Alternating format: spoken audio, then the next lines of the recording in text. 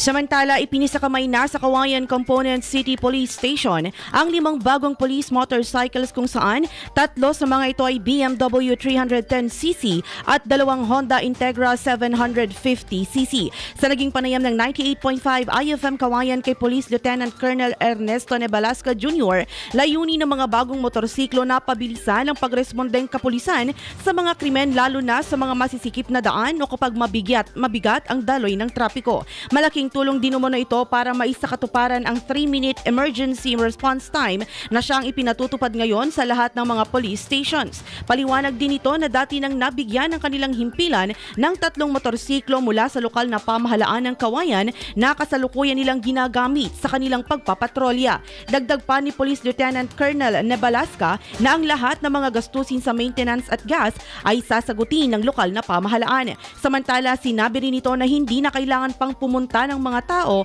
sa kanilang istasyon dahil kailangan lamang i-dial ang 911 para marespondehan ng kapulisan. Yes, itong 5 motorsiklo na binigay ng ating local government unit ng Kawayan ay makakatulong upang mapabilis yung ating pagresponde sa mga emergencies, mga crime incidents, no? Lalong-lalo na may project yung ating Chief PNP na lalong pabalisin yung pagresponde ng ating kapulisan. So itong mga motor ay napakahalaga. Lalong-lalo na dito sa Kawayan may mga areas tayo ng mga traffic. So mas mapabilis yung transportation natin pag yung motor ang ginamit ng ating mga kapulisan. Pero ito kasi loan. Ibig sabihin, lahat ng maintenance, lahat ng gasolina manggagaling sa LGU. Ipapagamit lang sa ating kapulisan.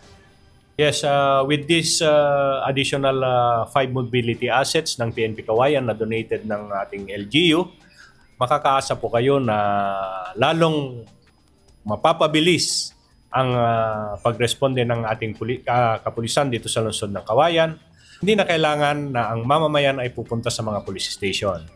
Ang pulis ay nasa cellphone na po natin. Pag may emergencies, gusto nyong magpa-responde, i-dial nyo lang 911.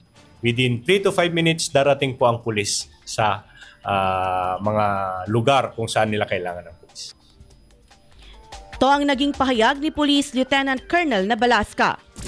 IFM News.